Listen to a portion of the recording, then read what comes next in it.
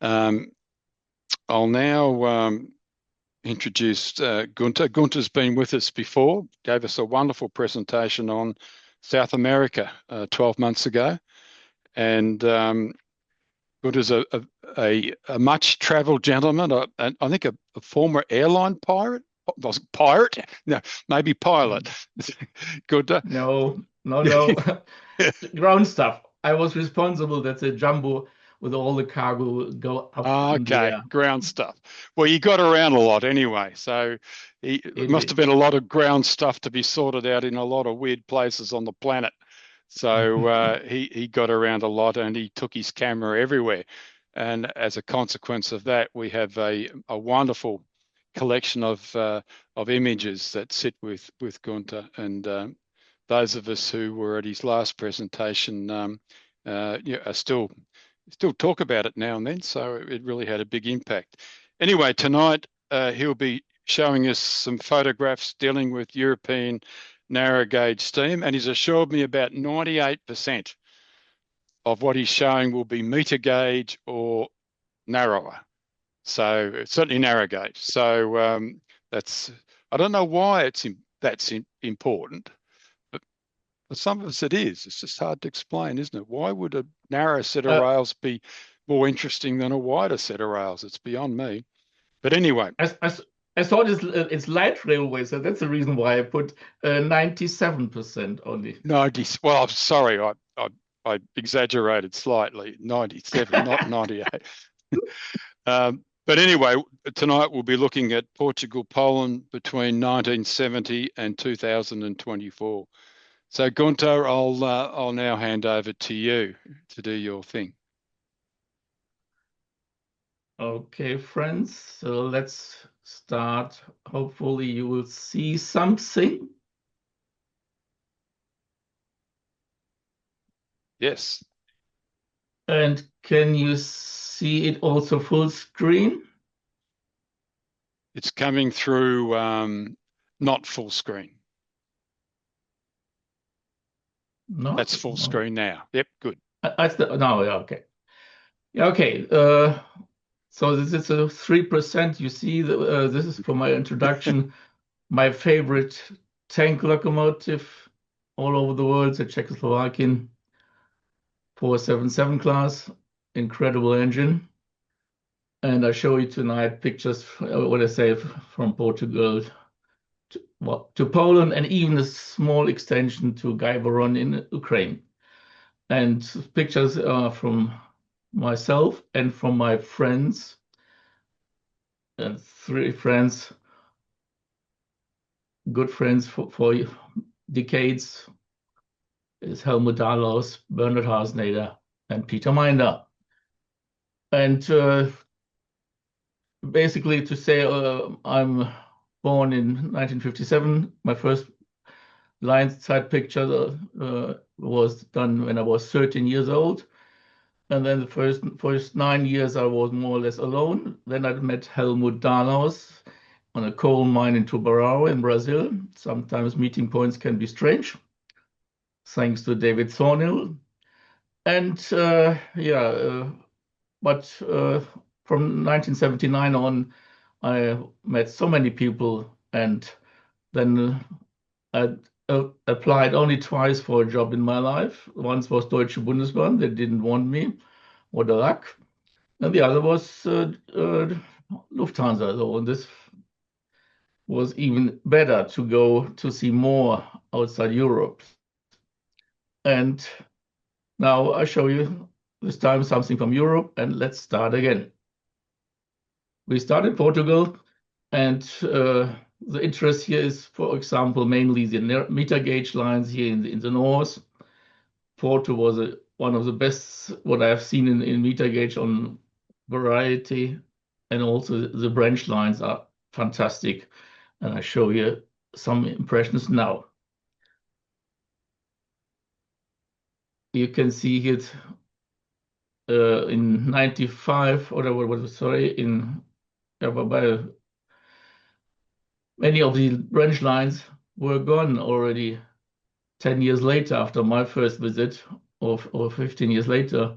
and even Porto, which was incredible suburban services and going out for many kilometers to the north, had even a double track section, and Porto Trindade was majestic.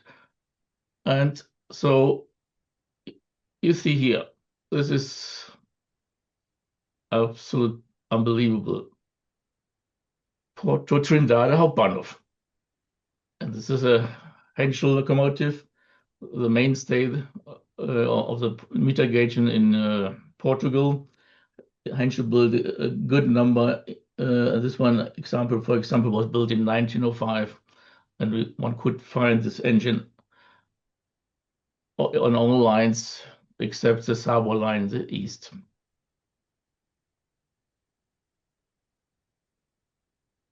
My first visit in '76, I had only my feet and a foldable bike, which I brought from Germany in the train by Interrail. But so, okay, one has to walk and walk. But at least it was always my intention to get as much as possible to line sighting, not only station pictures. This is near Senhora da Ora, an Kessler type built in 1907 260. But of course, if you one had to go outside further beyond, and here I spent a full day in Lusado area where several engines and several types were busy, and here again, this Kessler locomotive on a train to Porto Trindade. And Lusado was a crossing point with two lines crossed, and so you could see a lot of activity.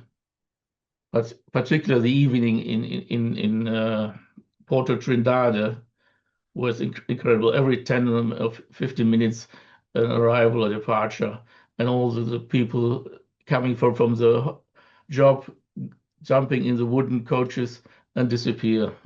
Unbelievable impressions. As I showed you before, after the Porto Trindade was just a station in the town, and then there's a long tunnel. And after the tunnel, you found Avenida La Franca. And this was a large shed for the meter gauge, and where a lot of repair were carried out. And you could see up to between 5 or 6 different types of locomotive. Yeah, and here you can lovely see after an arrival, my picture from my friend Bernard, and you see now the people with a tie coming in the morning and going for the job, well dressed, and in the evening they return home by steam. Today this is all gone. Nothing exists. This is a standard gauge tram, unfortunately.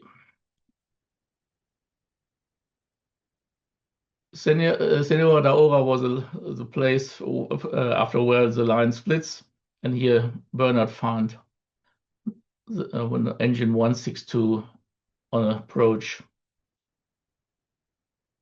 to the station. My favorite engine was these Henschel types. Henschel built in 19. I must look. They were built in 1931. 282 tank engines. I think they run very capable to run nearly 100 kilometer. Incredible and very powerful engines. I love them.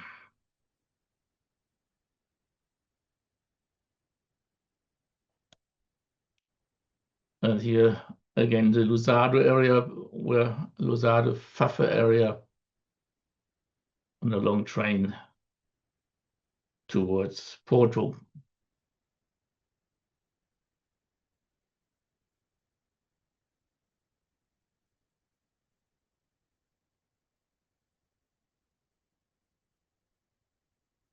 I think 2 of these engines survived and 2 were scrapped so far,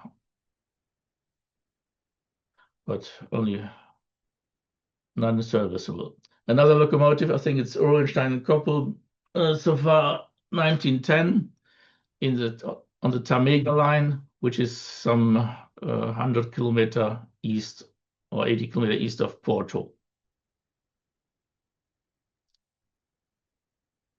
The Tamega lines show why they need powerful engines, and you see the scenery is very spectacular, and they had to build even large bridges and viaducts. And here the Henschel with a train before Mirandela, near Mondim do Basto.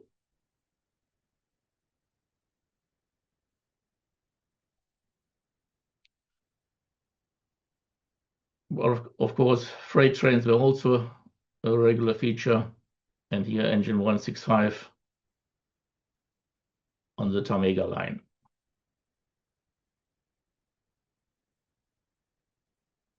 The line is from Livraçao, where the Douro Valley is, up to Arco via, I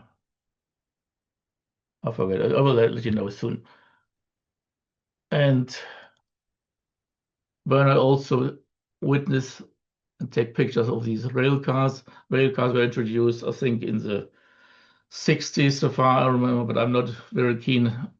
I'm only interested in steam mainly, but I think it's nice to see this here.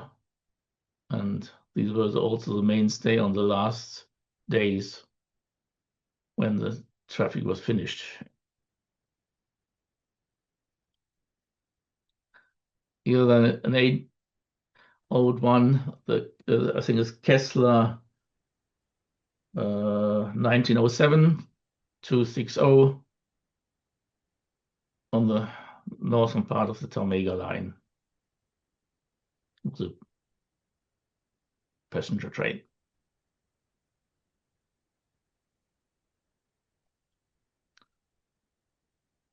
South of Amarante.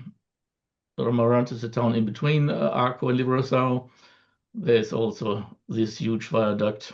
I think today is a bike trail or something like this.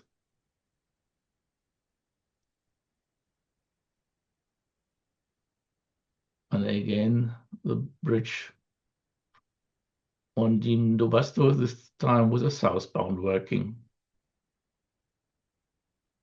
And also remarkable, these lovely freight wagons, but with a fairly modern sign of CP.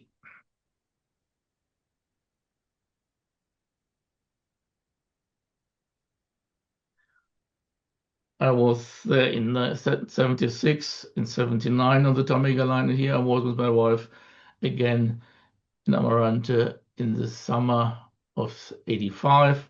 This was good because part of the service was dieselized, but then it's a festival at Amarante, and to cover the extra traffic, there was nearly half the services were back to steam.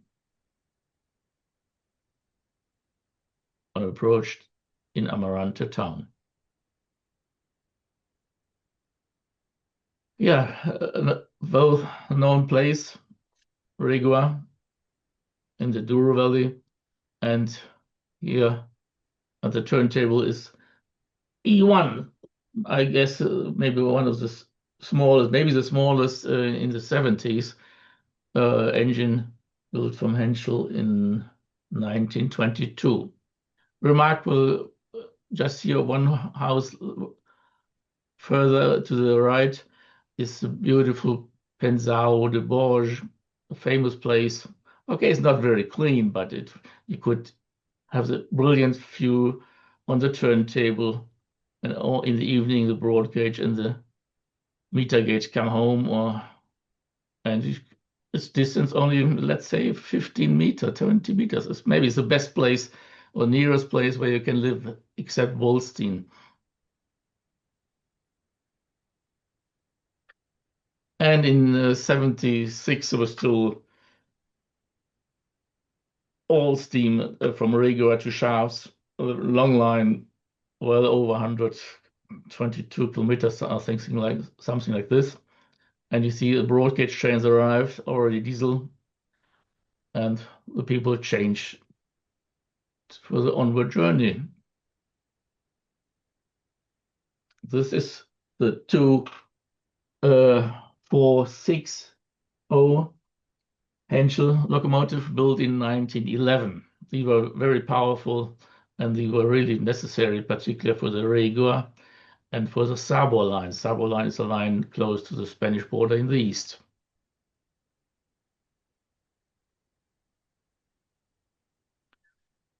Bernard met 210 at shafts at the end. And when I was there in 76, there was only there was still broad gauge to Porto on some trains, and also some freight trains or ballast trains to build the water reservoir dam. But 2 years earlier in 74, Bernard really had a splendid variety of passenger and freight on the broad gauge and surrounded by meter gauge.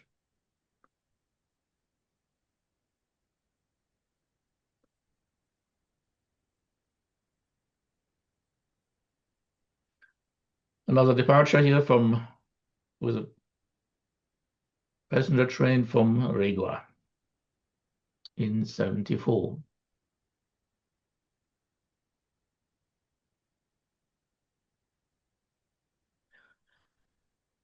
Some years later, I think it was in 2004, I run a charter train out of Regua to Pocinho with my friends. And here the train was number 187. It's henchback from 1924 is leaving Regua. And you can see the dual gauge leaving Regua. And 1 kilometer beyond, the stations are somewhere here. 1 kilometer later, the line cross.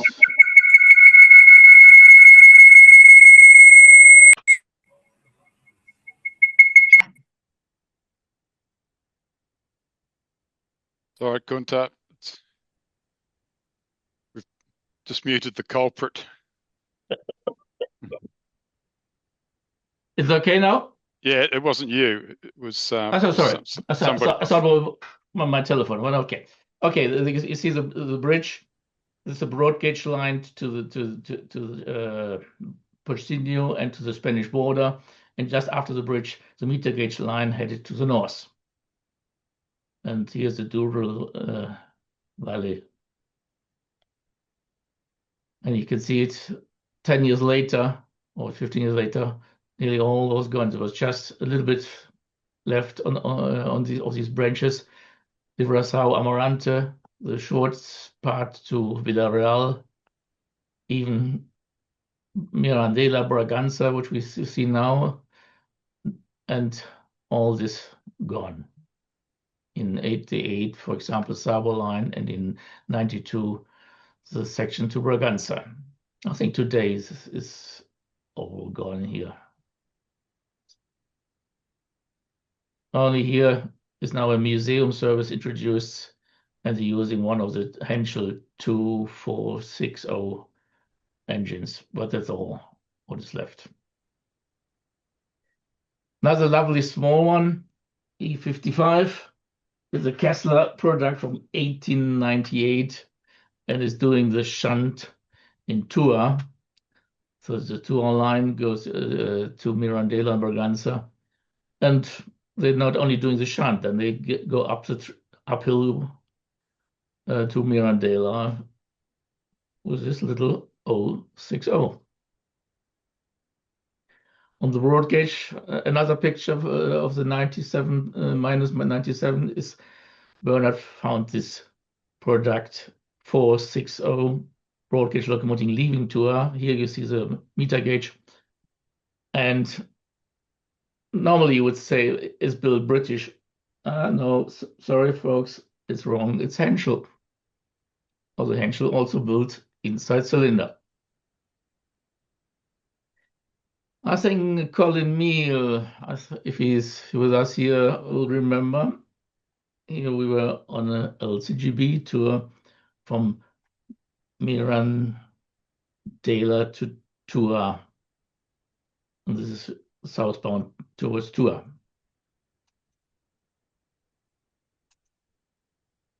And here, closer to Tours, you see in the valley, we had a run by. Today here, you can have your swimming trousers and you can swim, no line, it's gone. Particularly here, all water.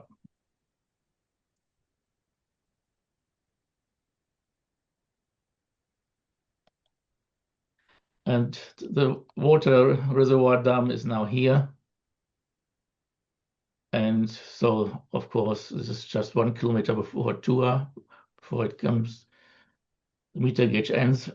And so all is gone, all is history.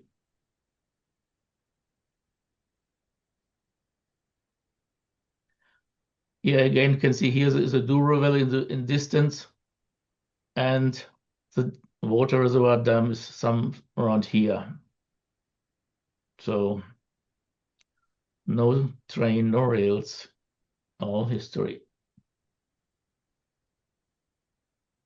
Another impression, I think, how lovely could be the scenery here.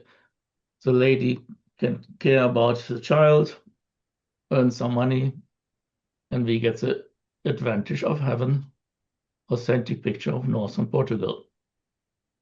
Again, the E114 from Kessler.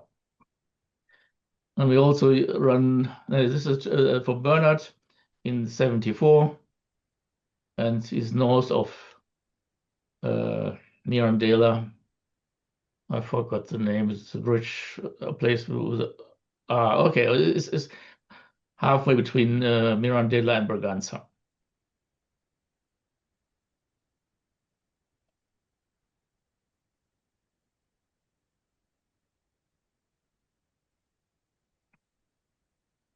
So it's sister engine 112.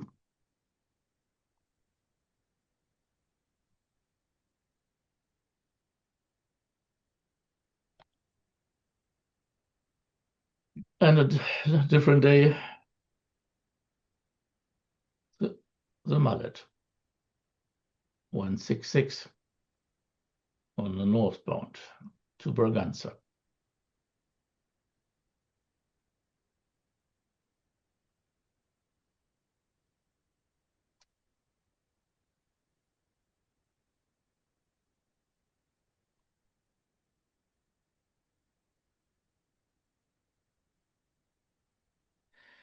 The Mirandela shed was a lovely one because it was a little roundhouse, very little, but at least they carried out, or tried to carry out as much as possible here. And this little 060 rests after some shunting in Mirandela.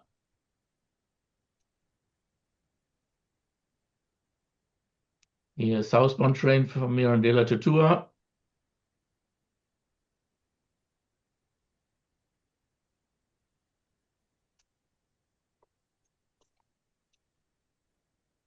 And halfway between Mirandela and Tours is this nice bridge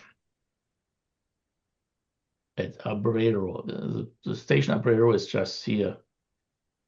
And after Abrero, after Tours, you can't follow the train by car, only by feet.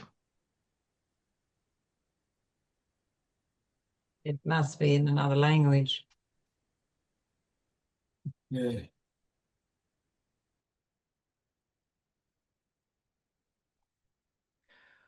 this was again my charter in 2004. And here you see on the Enduro Valley between Tua and Porcinho, they built a huge water reservoir. And here my charter in September 2004 for my friends on the way to Porcinho.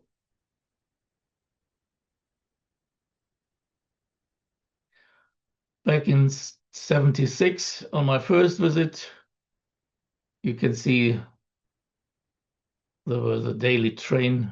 I think they had even 2 trains daily, northbound leaving Porcinho. The road gauge station is in the background. The line comes here from Porto and Regua and continue here to Barca de Alva, which is a close place where the broad gauge line went into Spain, but today is interrupted. Today, Porcinho is the end of the broad gauge line, and this is all history. Maybe again a bike. I know they don't need a bike because this is a road bridge. The bike can go below. Yeah, and particularly in the east, the time was lost, and it was a thing. It was not difficult to make such pictures. You just find the right moment, and you get something like this. The train leaving halfway from Sabolan towards the end.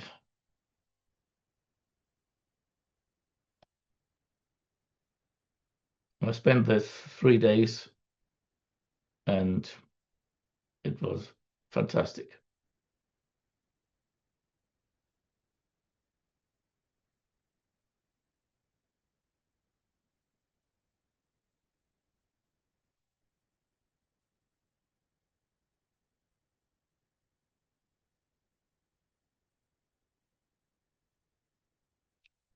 The upper part in the north is not so spectacular than the southern part, but a nice variety of when the line twists and curves around toward the end.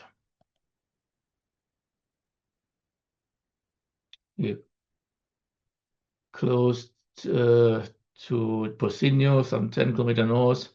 You see some old infrastructure for the mineral, which was brought to the line and then loaded into the meter gauge. But of course, no longer serviceable. But at least the infrastructure survived.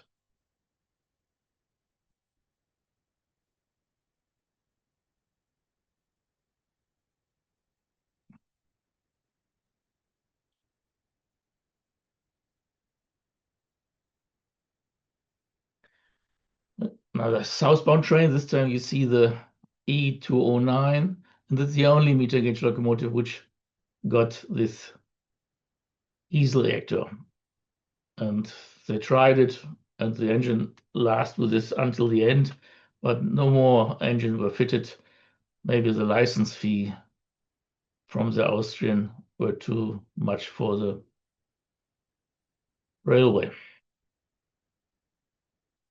Lovely, like many stations here, the end of the Sabo line, Miranda, Duas Irigas, close to the Portugal border in the far north, where you see even a little station. Lovely. I don't know what this is in English. This is tile or it's really lovely. I would call it mosaic. Yeah. Thank you, Richard. Oh, this was until the end with the line. I was there in the 80s again, and it was well fine condition. But later the competition by road was too big. Of the 85. Oh, sorry, it's my phone. I kill it.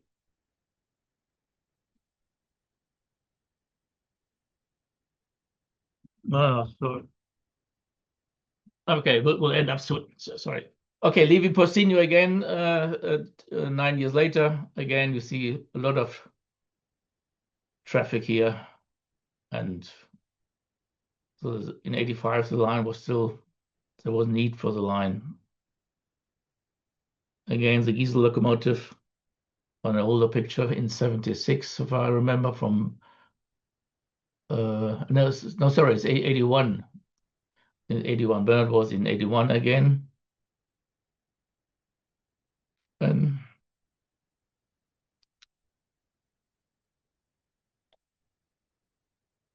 here on the southbound run.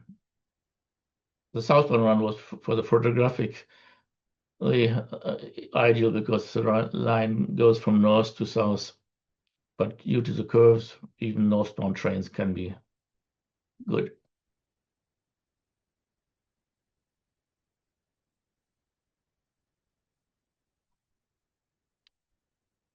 Okay, I have a little bit too many pictures. Okay, let's go.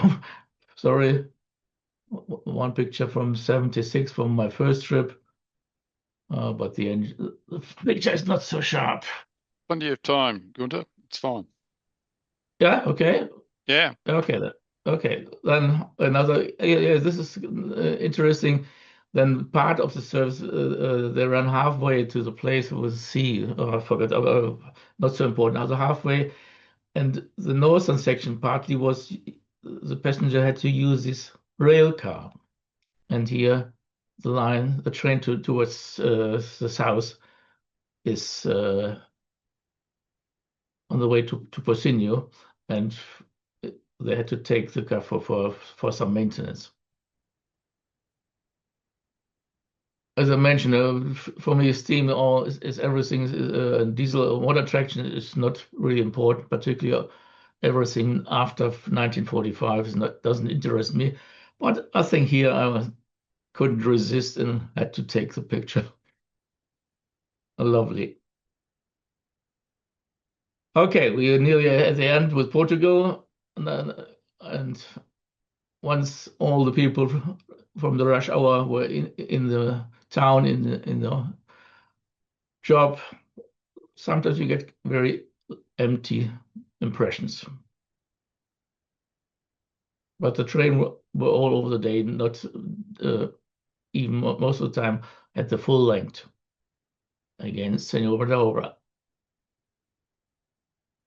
And the last one from Portugal, this majestic 282 express engine.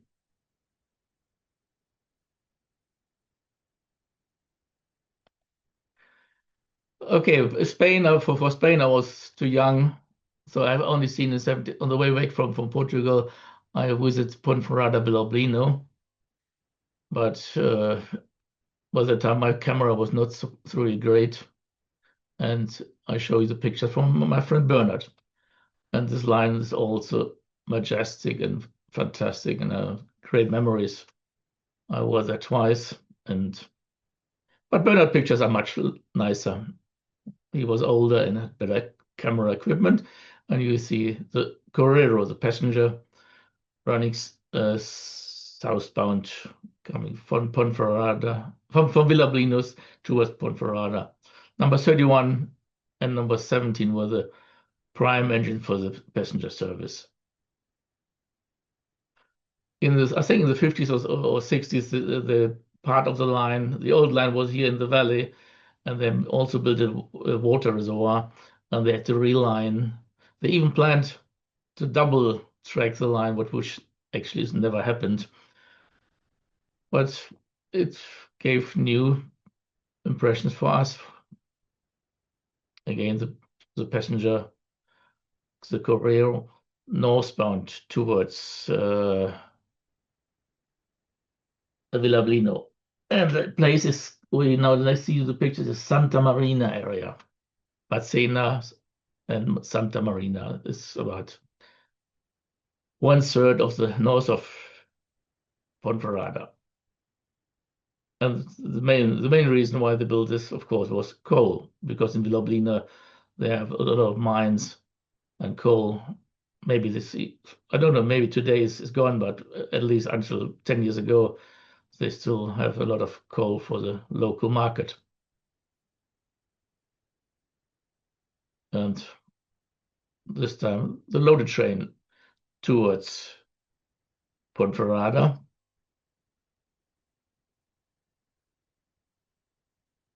The engine, I should say, is or most are Maffei built, and the number 31, which is first picture, was, for example, built in 1913. Here, number 11, also again a Maffei construction. Interesting is that this is a, I don't know what we German call it, Stütztender. The tender was also used to reduce the load of the balance. I don't know what's the English word for Stütztender. We would call it articulated. Probably. It's a very unusual. It's a very unusual combination. Yeah, but at least they can reduce the axle load and the meter load, and this was helpful.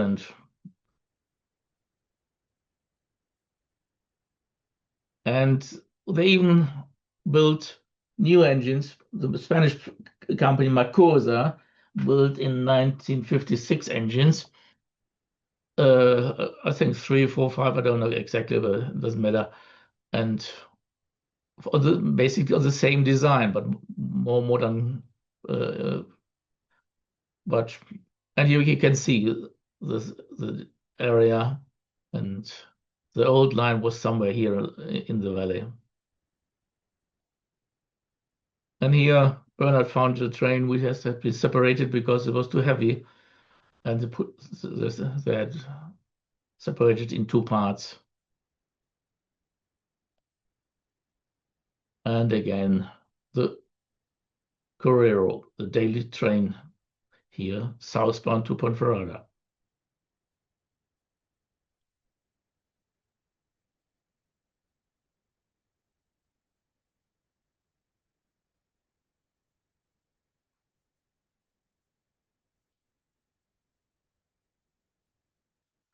Okay, let's go to France. I think, of course, France, I was too young. I just saw the 141R and 140C in Sarreguemines, but for the narrow gauge, of course, I was too young. But at least our friend David Williams sometimes organize nice special trains, and one was some 10 years ago, and we visit the Villars and the Tournon-la-Mastre area, which is here south of Lyon. And it is well worth to go there and hear a few impressions. This lovely engine is a BB mullet from the company called Villac. I don't know. Sorry, I forgot to explore this, but it's a lovely engine. And it's a place called Santa Greve.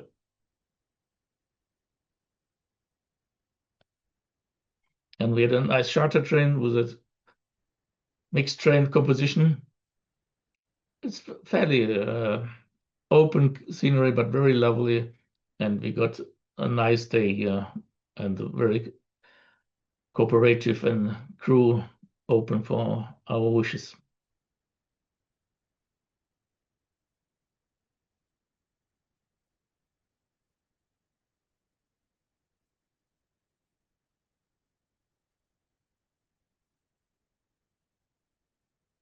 And they also, so when we ask why we take water halfway, can we remarshal the train? Okay, no problem.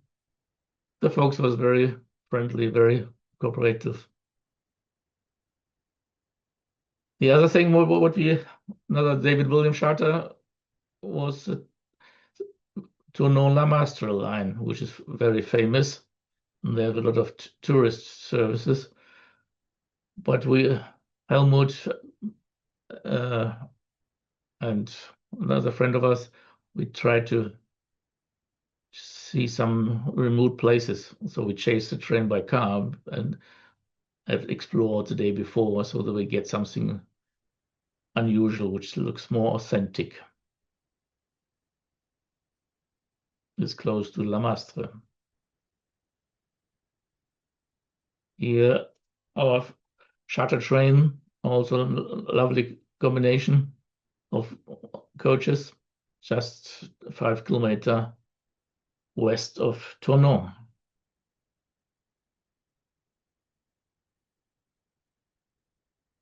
Today the line that doesn't end near the SNCF main line. The last few kilometers into Tournon are no longer available. And here again, our train in the gorge, some 10 kilometers west of Tournon. And close to La Masse, this beautiful view.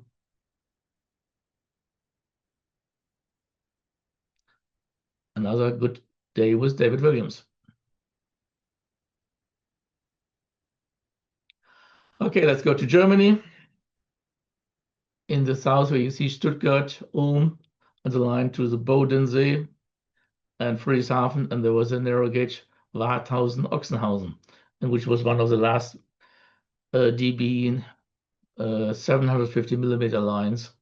And the most famous locomotive here is this Mallet 99633 0440, a lovely locomotive, and it's built by Essling in 1899 and still, or now again, serviceable.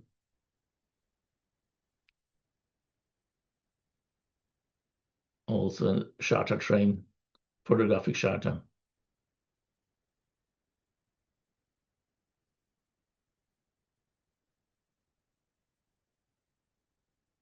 On this line, they also used standard gauge wagon on transporters.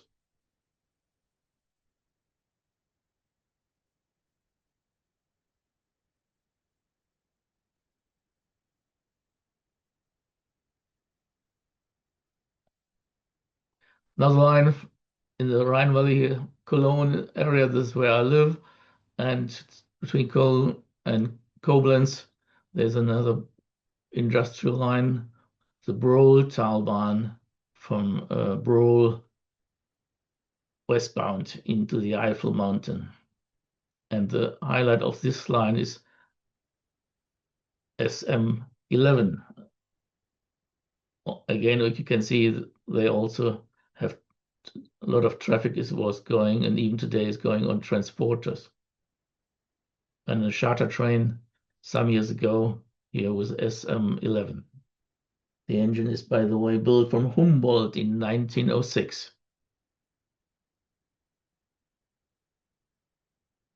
And here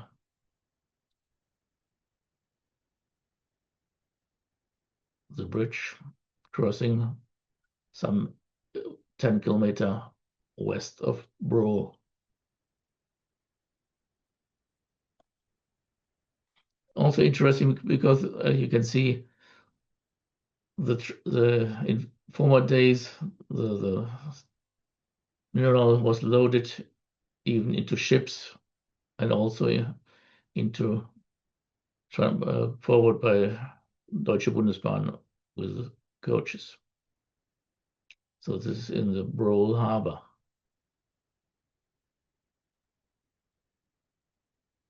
The first line in a museum line in Germany some 50 years ago, I think they opened in some around 75 already, so it's now 50 years, is south of Bremen, and it's run from Bruchhausen to Assendorf. And they had a nice variety even today. The excellent club doing an incredible job, very enthusiastic. And the highlight for me to go, I was only 2 years ago. I had never time to all this steam all over the world, so I had to go 2 years ago. Now, when I have less time or less money, so I have time to go to Bruchhausen. And here you can see this line also used both meter gauge and also standard gauge on transporter. And this is a locomotive from the Plettenberg Kleinbahn, an 040 tram engine. I think then it's Henschel, 1927. And here, this was a charter day, and they were it only cost 20 euro, and you get all the timings, and all the crew from the railway, they try to give you the impression of these steam days, and all this for 20 euro for the full day. Unbelievable, and very enthusiastic people there. Well worth a visit. Here another engine of this line. Here's a little bit hillier, and the engine have to do quite a hard work when they come here to the summit. Particularly these little engines, this 060 from Hanomag, locomotive Hoya, engine from the original line, built in 1899. And you see, they really try to recreate the old days so that one can get, you could write here 1960, 1970, 1950. Very lovely line. Even this cow, but maybe this was plastic, I'm not sure. And they do shunting so they get something or create pure freight trains. Okay, now we have go to Sweden. In Sweden, I was on the Jädras-Tallas line, but by the time I was there, they had not the real important engine. And thanks to Helmut, who I can show you now the line during his visit, this beautiful 1912 built engine 0660 Mallet was serviceable, and thanks to Helmut, now you can show you a few very lovely pictures. It's only 6 kilometers long, not very long, but the line has a lot of potential.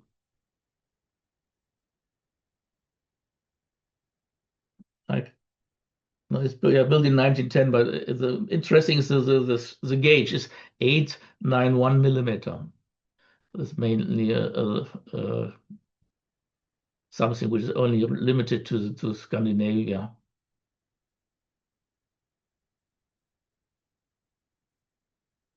Oh, very authentic, very lovely. Well worth the visit.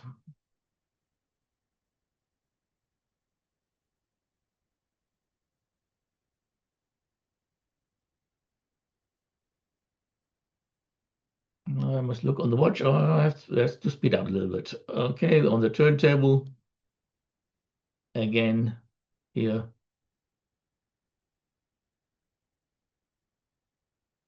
Very lovely line.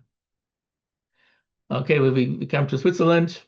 So there's two places, the Schienige Platte. I show you two pictures from my friend Peter Minder.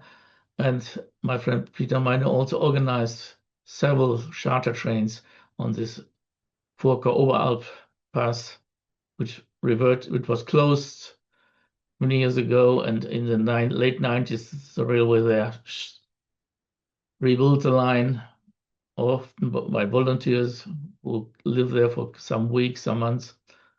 And today they have a beautiful service, and the whole line from Realp to Oberwald is serviceable. Here, Peter Minder charter train leaving Realp.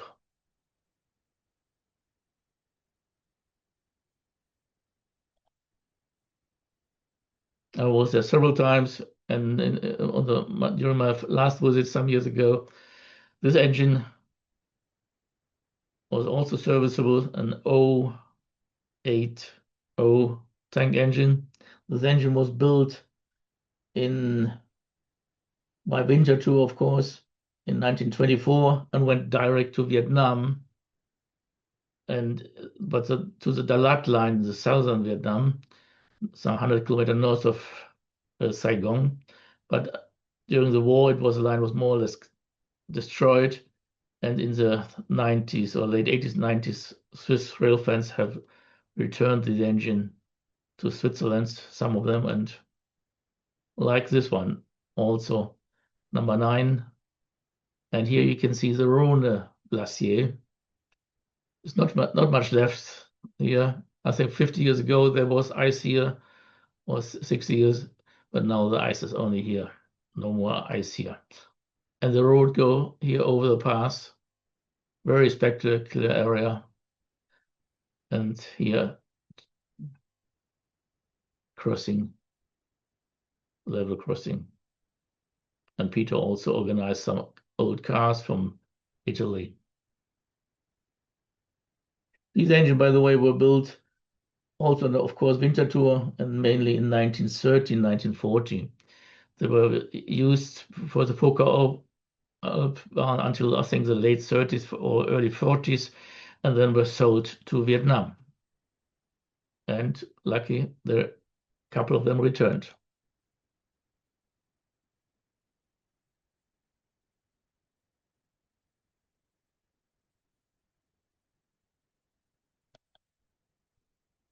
Here is a spiral tunnel. The line comes here and goes in to the spiral and is coming out here in a complete spiral. Of course, rake. More leaving Oberwald from the west end of this pass. Here you see in the some 15 years ago or so, or 20 years ago, they built a new tunnel for the Fokker railway that they can have an everyday service.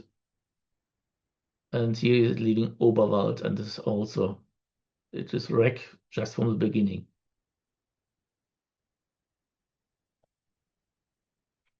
Here also you can see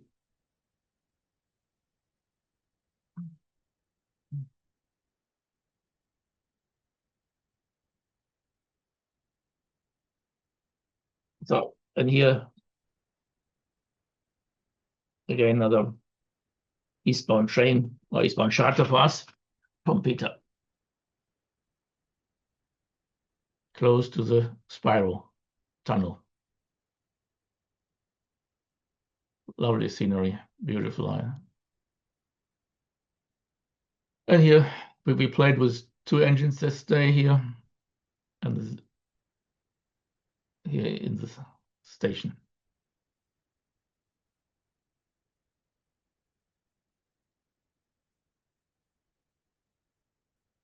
Leaving the station, here's a turntable, because this is a wreck from both sides, and just after this road crossing, it's again the wreck opinion starts again.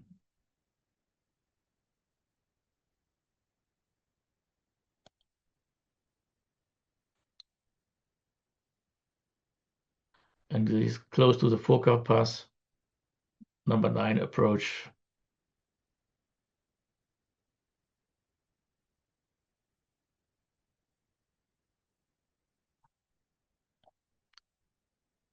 Another view, this time with 2 engines, number 4 and number 9.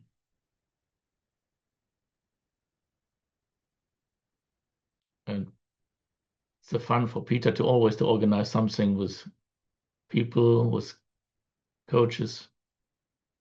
Here again, freight train was number 704.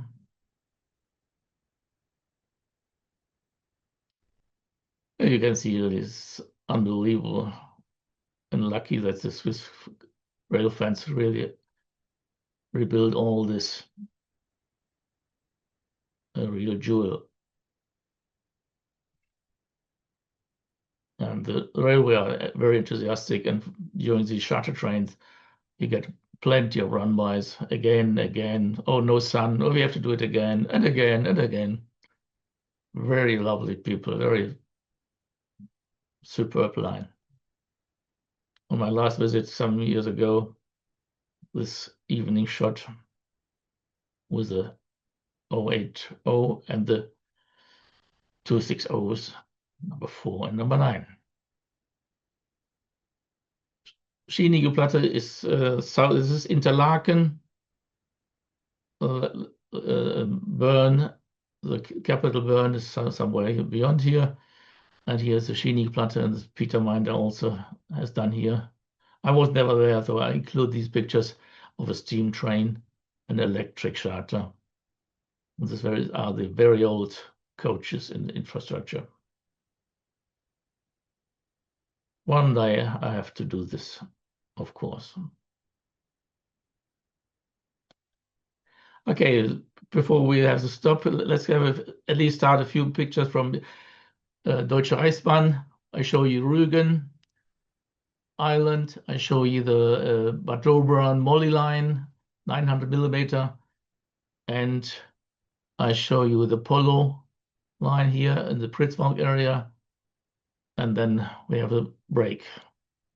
Rügen line in the old days, Bernhard and I was there in 77, still the old track laid in sand, and this lovely engine here, and Vulkan-Stettin 1925 engines. And they also have another one, a Henschel product from 1938, which finally came here to this line, and also on in the old days in the 70s. Now you see the ballast is totally different. And here's a so-called Heeres Feldbahnlok on this engine, an 060 tender engine built by Henschel in 1932. And again, these Vulkan locomotive, very powerful engines. Another charter here, westbound.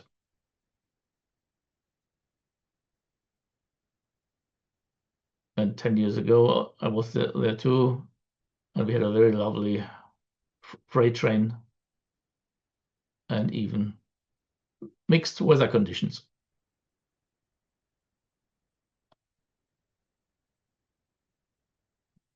Plenty of facilities for different pictures.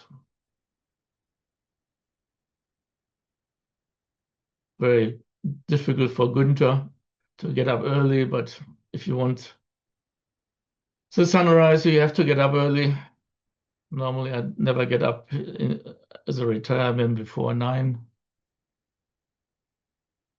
Molly, in my first visit in 77, still the old infrastructure.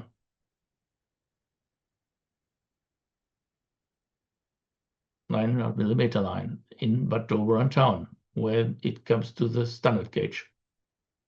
And here, still the flare.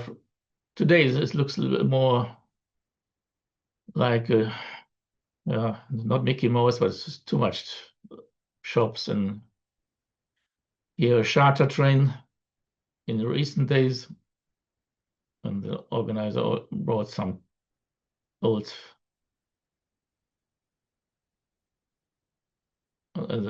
another part of the street running near Goethestraße.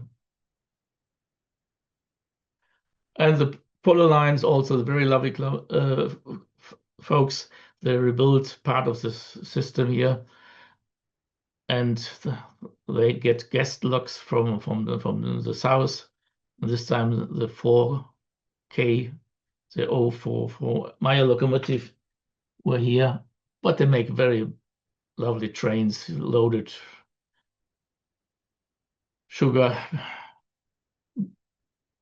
beet, and well worse. I think, Mike, we have nearly half. Is that okay for a break?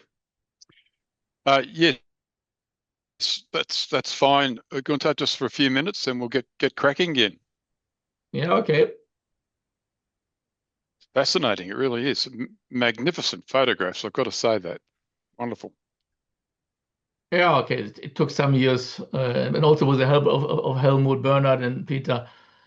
I think it's always good if you make a presentation to include other people, pictures from other friends that give more variety and more quality for a presentation. That's right. It's a good thing. But by golly, it's you you just there's just so much there. It's amazing what you've got available to go and see, or you at least you could at one point maybe.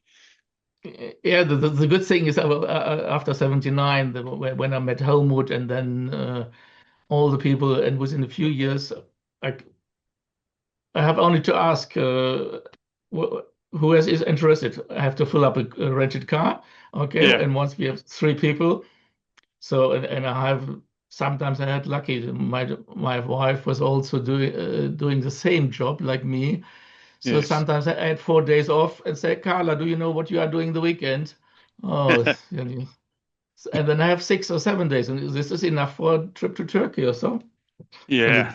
The airfare for Lufthansa stuff was in the early days very Yeah. easy. For 100 Deutschmark to Brazil is pretty good. It is. So this is my advantage. Yeah, you had cheap airfares because of your employment. Is that right? Yeah, and yeah, that's right. But today is more or less gone. It's a lot of tax, and but in the early days, I could even look at the computer. Okay, flights are empty. 6 days. So I left after late shift or early shift, flew to Istanbul, 6 days there, and come back and just arrive at the late shift. So it's tough timing and save holiday days. This was ideal for me, and this is my advantage. And You must have a very tolerant wife. indeed, and she is still once attached. She's still married. I'm still married after 43 years. 43. Wow. Yeah. I work on more years. That's good. Look, just give it a couple more minutes so people okay. Then I get a drink. Yeah, you do that, and then when you get back, we can get going again. Okay.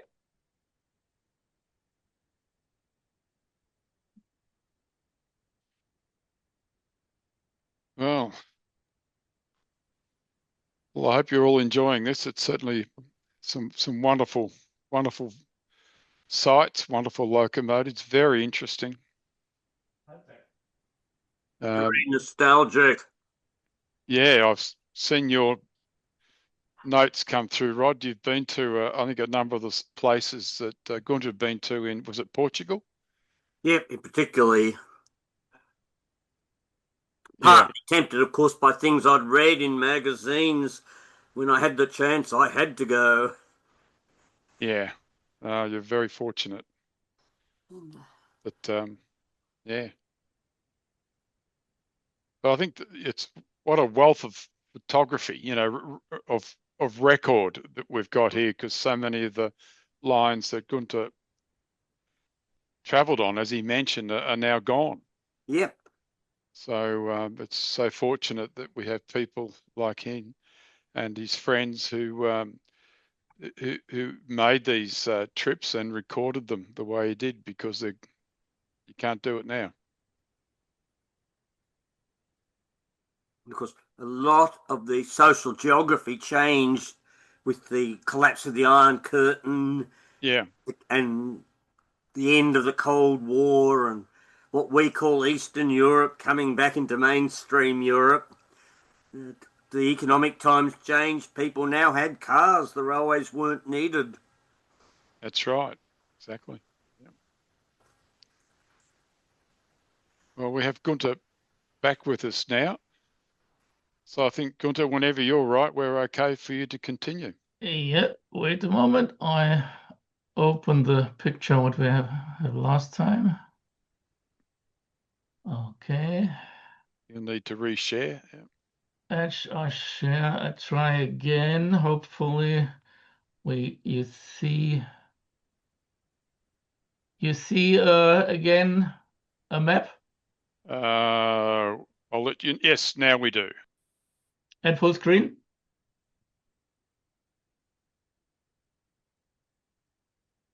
It seems to be overlaid on other pictures. Oh, sorry. Oh, maybe I have to do. Wait a moment.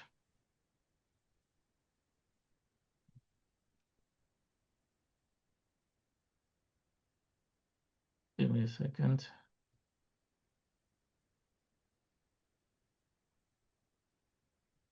I'm gonna try again.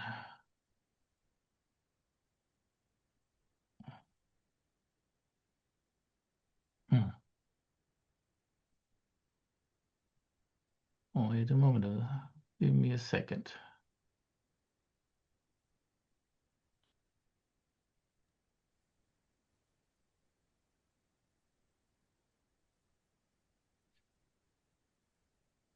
It's still not full screen.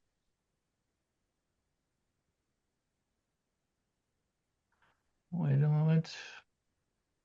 We have this problem every session. I think you have to have two things open before you screen share, and then you pick the right one when you share. Oh, wait a moment. Give me a second. That's better. Yeah, that's it. That's it, I think. So we've still got the icons at the bottom. You don't have a picture, right? No, we do have a picture. We do. You have a picture. Yes. Oh, wait a moment. Then you see. We only have your screensaver. But it's not the picture I would expect to see. No, yeah, it looks. Two Turks or Indians on a. Yeah, Indians. That's right. on a footplate. Oh yeah, I have. Oh shit. No, there's a Turkish. I was going to say I didn't think it was heading that way, but it wasn't quite. Wait a moment. We have to to sort it out. Why it is not working?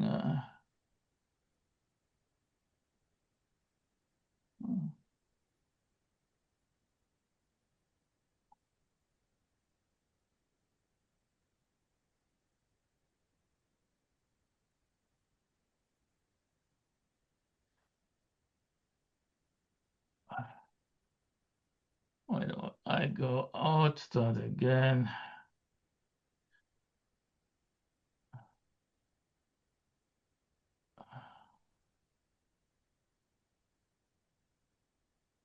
Why the map is not here?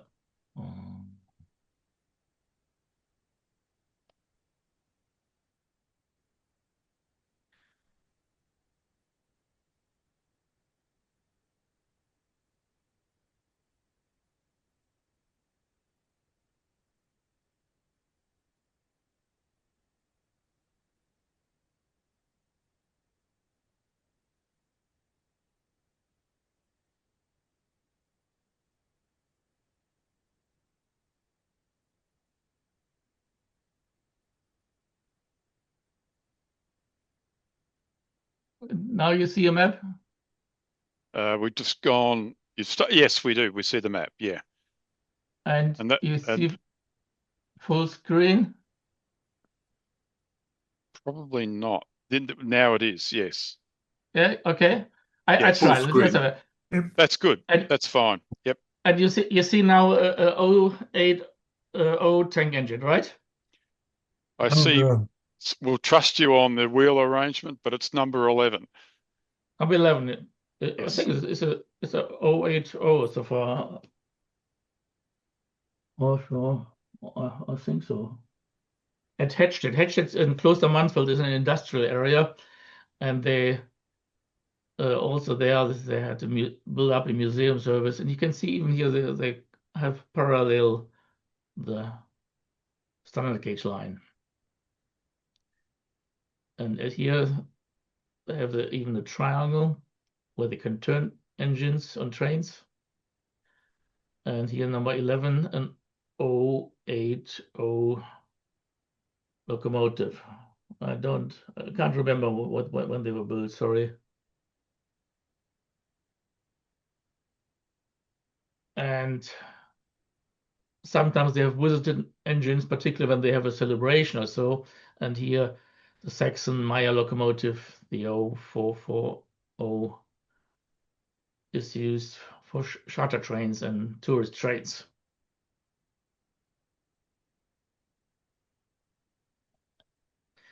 Now we come to the Harz Mountain, And here in, I think this is 83, all looks still very authentic and not so modern. The engine was pretty filthy. I prefer this. And here a train is coming close to Alexisbad. And this locomotive, I'll take page number 2 because I don't have all the dates in my brain. This is Karlsruhe build 1918. And unfortunately, all these these mallet machines now out of use due to money shortage. And also in the early 80s and also in the 70s, all looked much nicer. Today it's okay, it's all these things what you have to do. But in the old days, it looks pretty authentic. Alexisbad.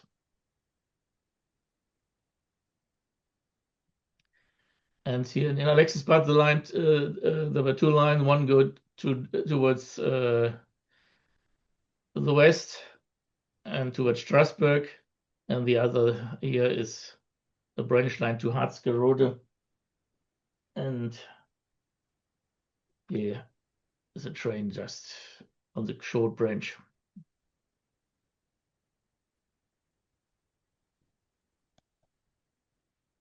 And here's sister engine number 3. In the meantime, scrapped in the living days.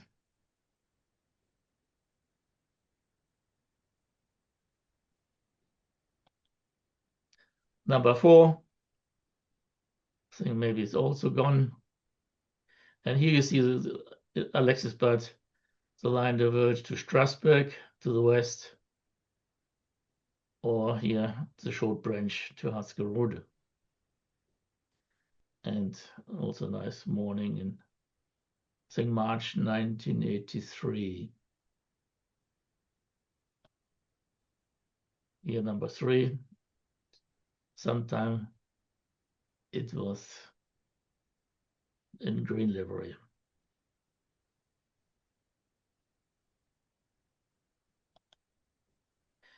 And just after the station, the line diverged.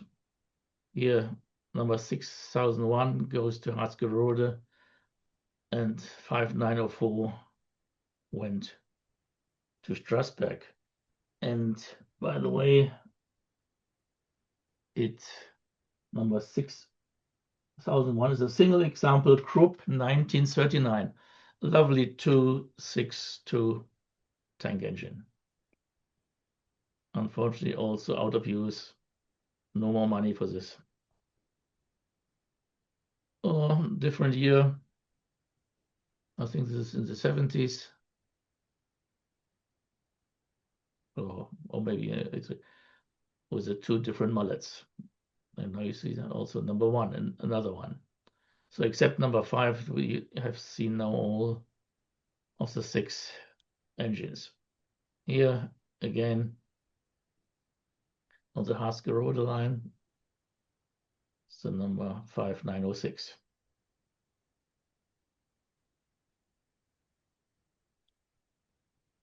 A picture from Helmut, double headed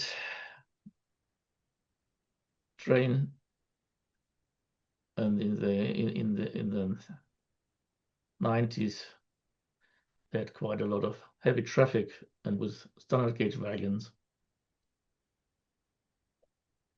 Yeah. And the engines, these are the big power engines they built by Babelsberg in 1955. Around 1955, some 20 engines or so. And here too it was always incredible sound when this climb up here. And they also, for this local service around Wernigerode, they had also these little engines. And here a charter train with 2 of these 060 number 6101 and 6102.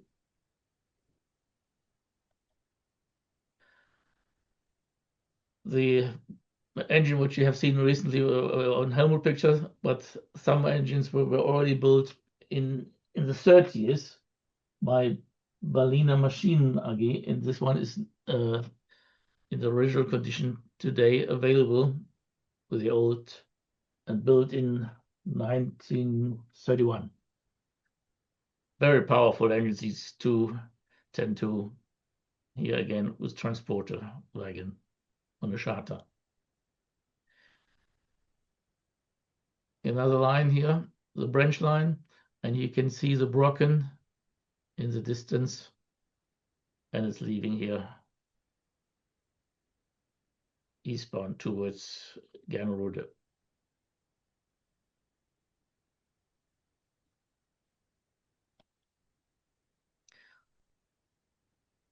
Recently, you could have do such pictures, but this is very difficult. It's always only very few times when you have such a beautiful situation on the Brocken due to the strong winds. The Brocken is something around 1,200 meter high, and on here number 236 of the Babelsberg engine approach to the summit, Brocken summit. Another line here close to the border is Muskau, the Muskauer Waldbahn. And they have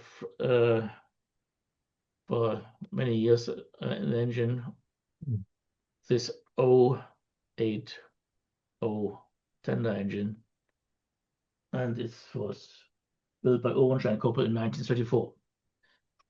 This line is 600 millimeter. Also a lot of variety and very impressive crews. The photo charter are of top quality.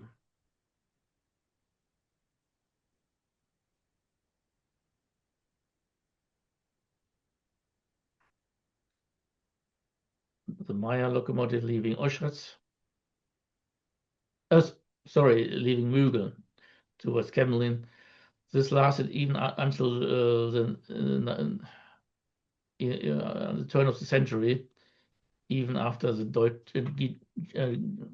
GDR was gone, but the Caroline traffic lasted until 2000 or 2005, I don't know.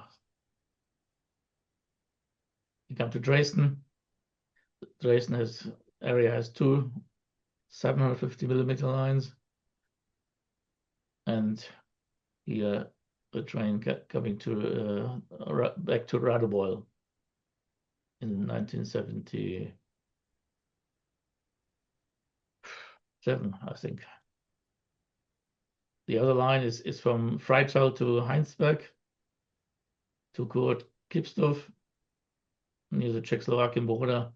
This line is also still available again in the full length. In here, the train leaving Seifersdorf, and this time with a LKM locomotive, LKM Babelsberg, built in 1952, 210-2.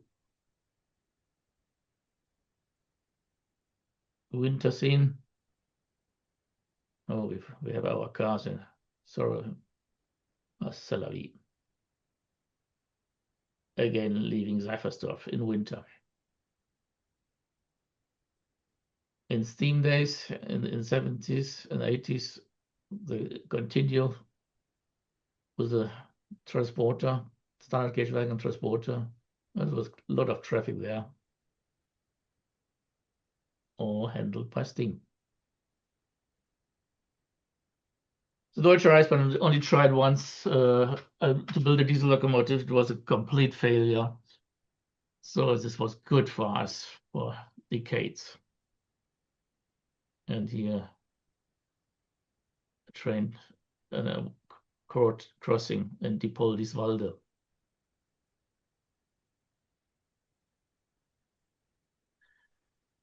Sometimes they had visited locomotives even in the 80s. And here is an 010 6K called Leaving Diepoldiswalde.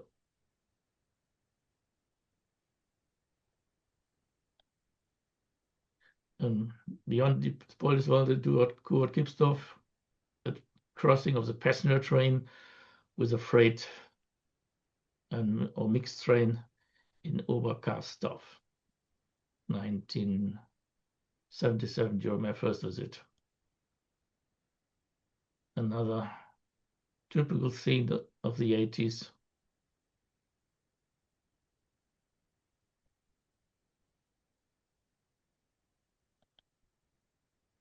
And there was a nice people, they allowed tourists or foreigners, if you ask, to get an overview from their apartment. Then you get an ideal view of Schmiedefeld, southbound passenger crossing Schmiedefeld. Now back in 1984, we go to the Wolkenstein-Jürstadt line and close to the Czech border. This line is today, at least part of this is rebuilt. It was totally dismantled and destroyed in the 86, I think, and part of this is rebuilt. But of course, not all. And this part is just close to Wolkenstein with a 4K Meyer locomotive. Another view in April 83. And this part which is rebuilt from Steinbach to Jürstadt. They're also lovely trains for tourists, also for photographers. All very authentic. Everything is really like in the 70s and 80s. Every wagon in perfect, authentic condition.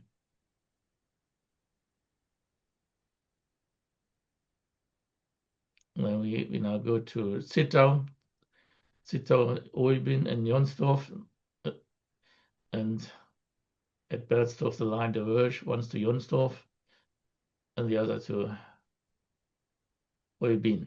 Here train to Jonsdorf, close to Jonsdorf. It's the original locomotive built before the war, 210-2.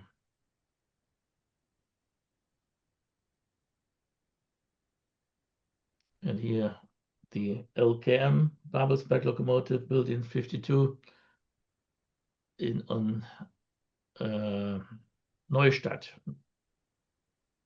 And here in those days, it looks very authentic. Today here you have a modern level crossing. Everything's very much spoiled.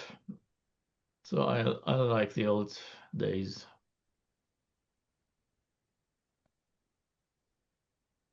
And here again, number 1777 at Neustadt. Sorry, Neudorf. Sorry, Neudorf, not Neustadt. Apologize. And in winter, also this line runs in day 365 days, and winter in the 80s.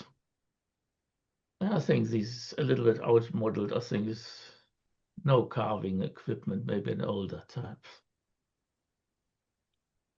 Vierenstraße. But it was well used by the local people.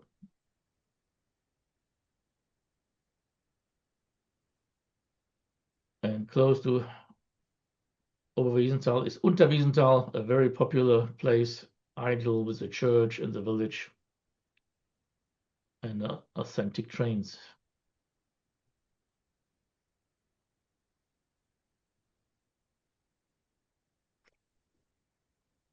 This was also in the 90s.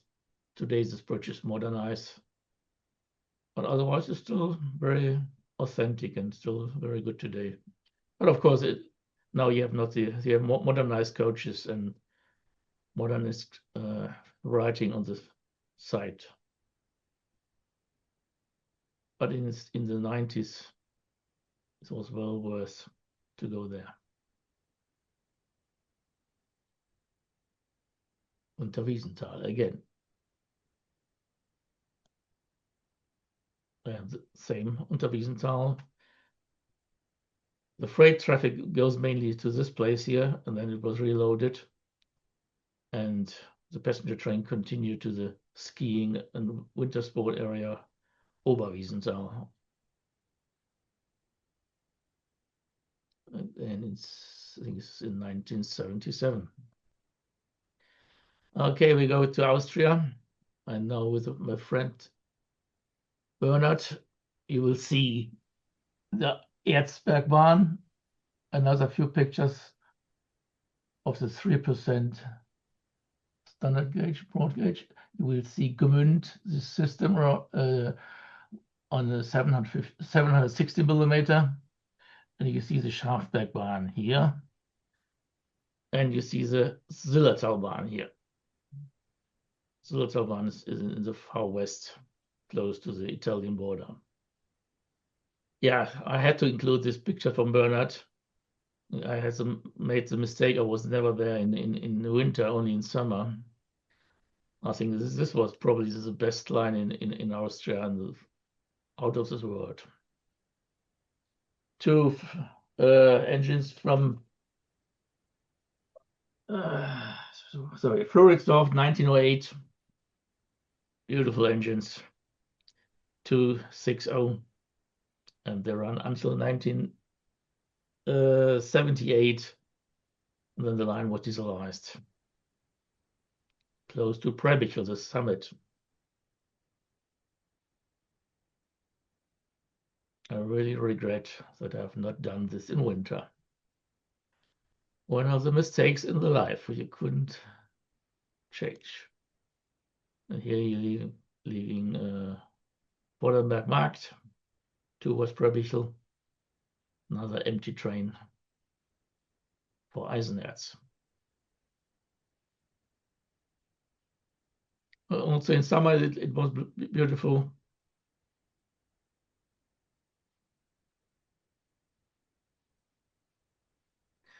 And I'll show you pictures from Bernhard because they're very old one. I was also there in 1970 already, but my camera was not very so good. So I'll show you Bernhard pictures from Gmünd towards Weitra. And you see here a train close to Weitra, south of Gmünd. And the train goes to Groß-Gerungs. Here's Weitra, the viaduct close to Weitra town.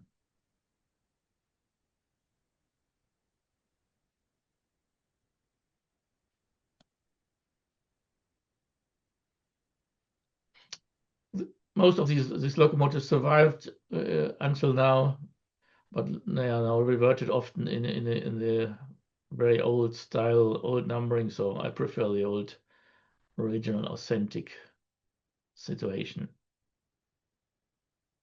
Let's go to the Schafbergbahn.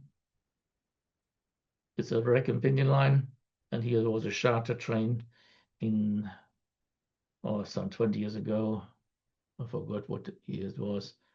And we have a freight charter, and we are sitting in the passenger coach behind. And you can see the Wolfgangsee in the far west or northwest of Austria. A typical situation, which was often in the regular days, you often have trains running in distance. Also, the Steyrtalbahn from Garsten to Klaus was one of the highlights in the 70s and 80s. Unfortunately, in the 80s, it was closed completely, but the ÖGEG, the Austrian railway organization, rebuilt half the line. And now we can do with 3 different locomotives, charter trains, or ride the tourist train.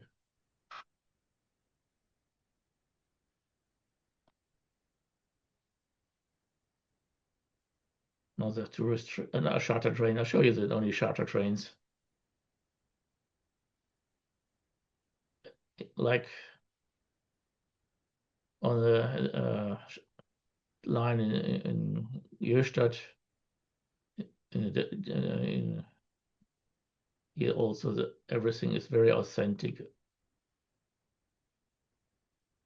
Leaving Aschach, and I think in 40 years ago it was the same. Maybe not much has changed. Maybe in old days there were different road sign. I don't know. Can't remember.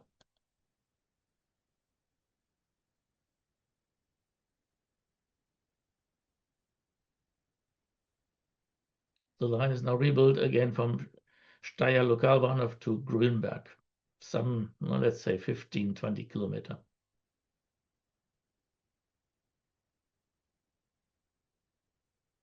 This is a nice location, Sommerhübermühle. Unfortunately, now all this has spoiled by electric system, electric innovation. So the place is no longer worth to photograph. And these are the original U class, a very famous locomotive used all over Austria and neighboring countries. And for example, this example was built by Krauss in 1890. 062. And the other one, the Forerunner, built in 1898, also by Krauss.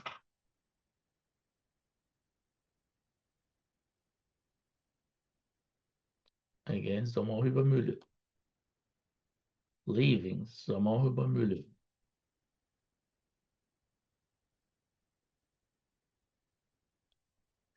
And 4 pictures from Bernhard. Again, the Zillertalbahn. And there are beautiful winter shots, so I have to show you this. I was never there in winter.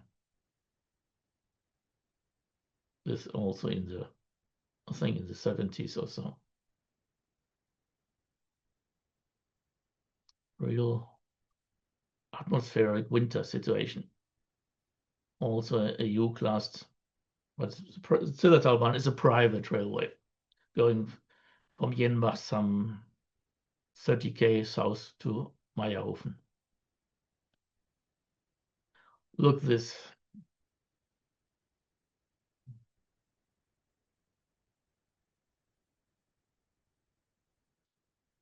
This is not marvelous, this situation. All this. Halfway between Jenbach and Meierhofen.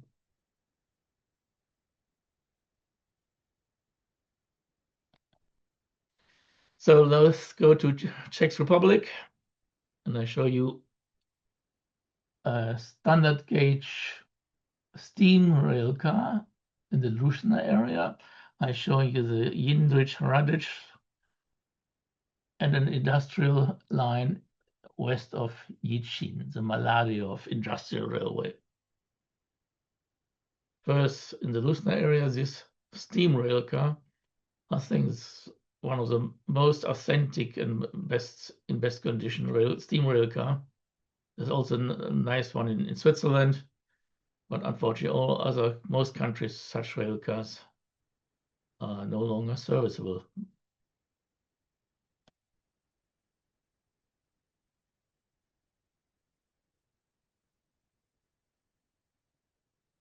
Still today serviceable. On this close to Luschner on a branch. And what lovely thing you can hear. Oh, this is not fine. Ideal. Czech beer is very good.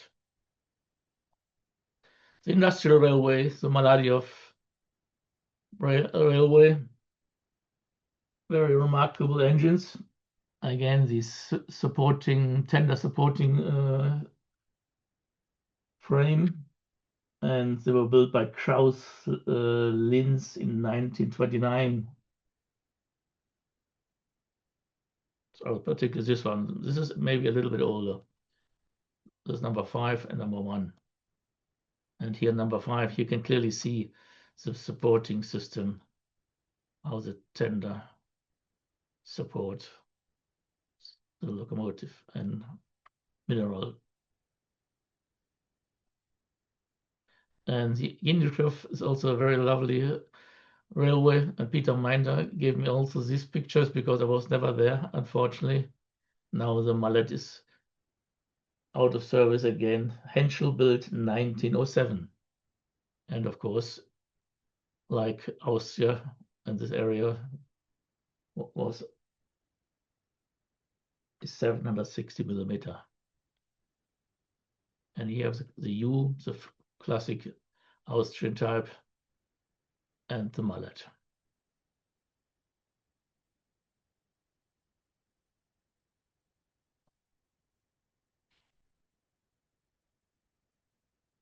Hope this engine will come back one day again and I can see it. So otherwise, Peter's Minder pictures show it very well. A lovely locomotive. Let's go to Italy. We have a brief visit here in the Paola Cosenza area, and you will see Sardinia. Sardinia is just here, south. This is south of Corsica, the French island. This is Sardinia. And in Sardinia, you will see both the Marina narrow gauge, 950 millimeter, of course. Italian are all 950 mainly. And you see the system from Sorgono, Mandas, Avatax. Incredible. I run 2 charter trains for my friends. And here's now some pics here. A typical scene of that friendly crew in Mandas on a 262.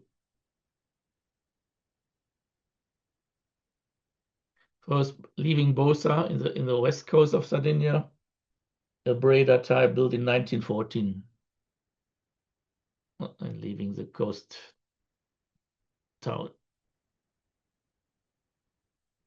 And then the engine has to start the climb. Very steep. That's the reason why we only could arrange, thanks to Hans Rosenberger, a short train. The engine is not powerful enough for a longer train. And you can see, here you see the town, Bosa, and here, so you can imagine how steep the lines climb here. Let's go to the Sorgono Mandas section. Goito is a lovely 260 engine. And here, south of Sorgono, a nice old style viaduct. And okay, this comfort for my friends was not very important for me. I tried to get authentic pictures, therefore all people have to sit in the freight wagons. And Goito here again, closer to Mandas. Here, overview. Of course, we could do many runways here.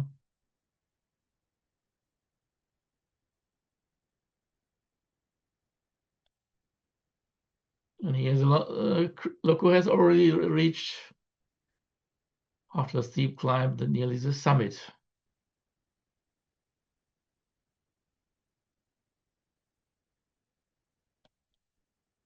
And then the Mandas Avatax is also an incredible, spectacular line with bridges and breathtaking scenery.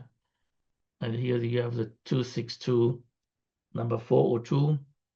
The tank engine was built by Reggiana in 1932, an Italian builder.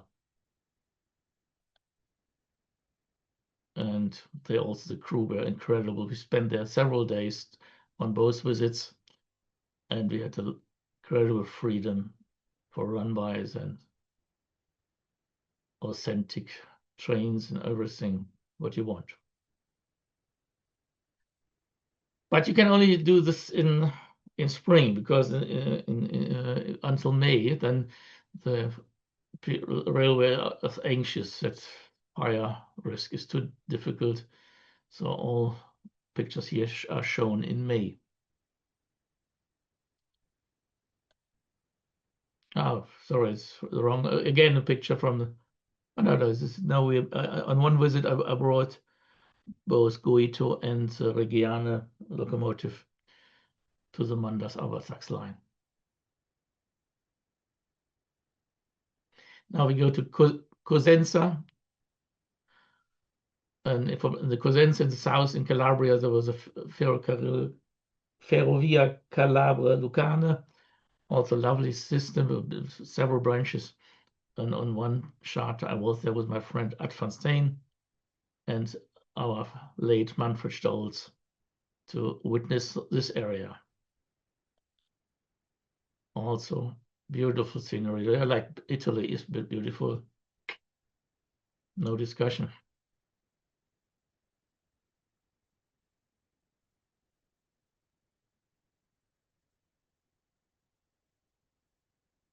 I will chase it by car because this is the only way to get it. Of course, like every time, yeah, sorted out everything day before, the best positions, and then just try only a few pictures, but the good ones. Not quantity. I prefer a little bit quality.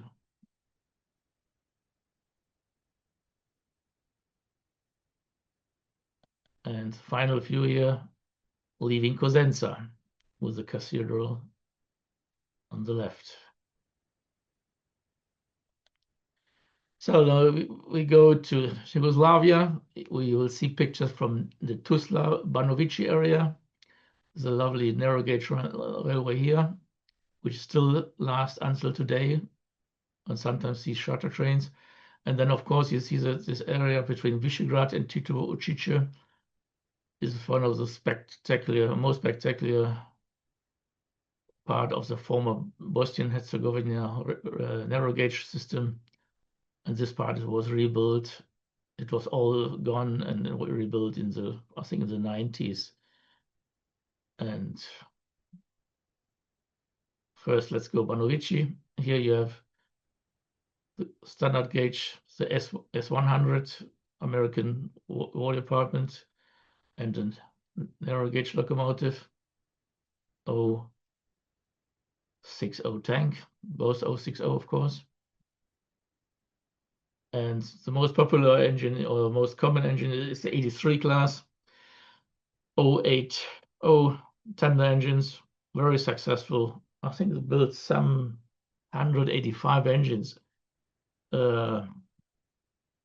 before and after the war. Very popular engines.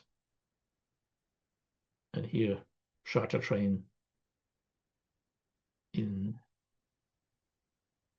I think it's in 2015, when we get a freight composition. This is a workshop of the railway, halfway between Banovici and the end.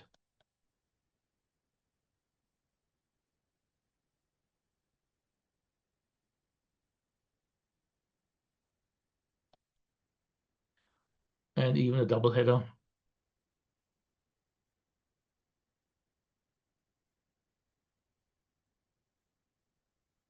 This 158 and 173, both built after the war in 1948 in the local factory of Duro Dakovic.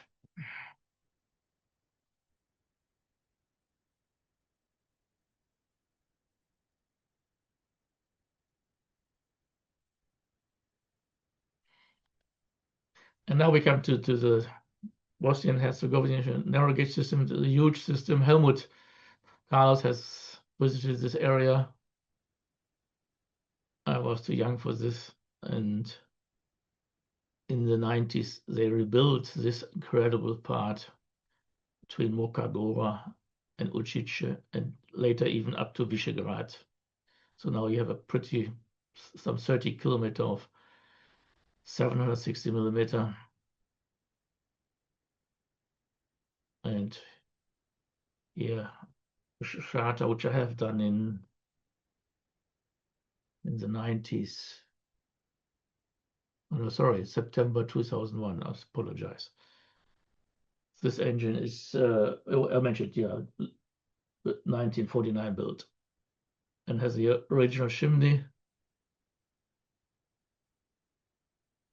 And number 52 is built by Jung in 1926, and they have these chimney to protect for the fire risk, spark arrestor. And here you can see how this line was entwined up. So this picture is today. This is in 25 years ago. Today here, this picture is hardly impossible. It's all the trees have gone high up. And here you can see you stand on a level near Yatara, the station Yatara, and you can see how the line twist and turn up, and a masterpiece to rebuild this in the 90s. And this is another picture here. And the picture we showed before is, you see here, and here you see this. There's a signal, and now here you can see the level, the upper level, and here's the lower level.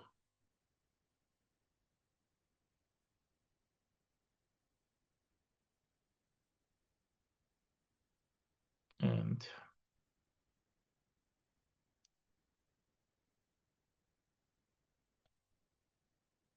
later they continued to rebuild the line up to Visegrad. Now Visegrad is the end, the western end, so you can go across the border into Serbia with a charter train. But at the moment, no steam locomotives, only diesel.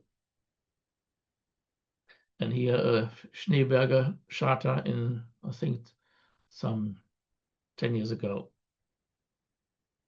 And show him the very impressive scenery of this line. Oh, I have to look on the timing. Another view here coming into the gorge.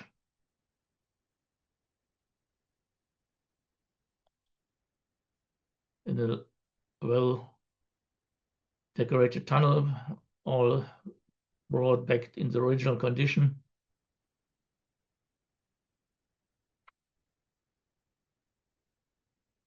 Intermediate station.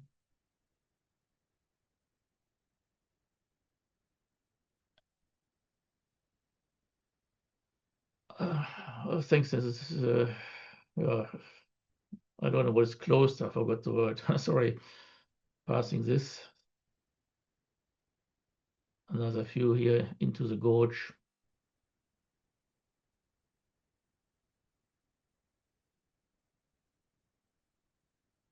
It took several run-bys here, so you get all these things. And here, if you see the road on the left,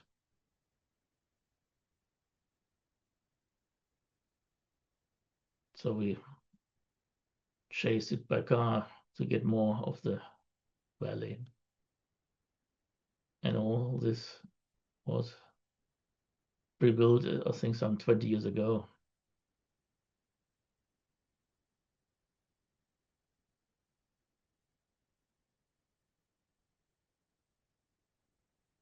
Leaving Mokagora. Mokagora is a head where the administration is and where they park cars. And here leaving Mokagora. Starting the climb again to Shagan 8.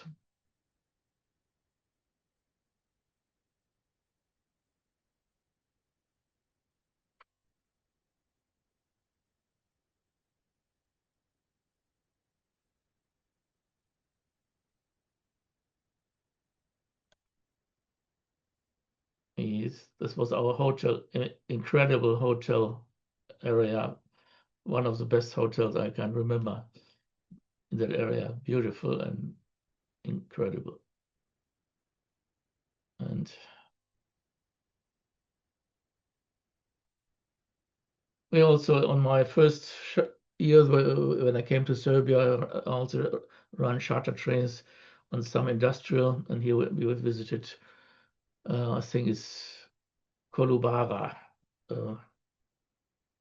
mining system with electric and steam. And the other one, what we have seen is Kostovac. As you see on the roundhouse, they have some in steam days, some 20 engines or so, but at least 2 were on my visit there, serviceable.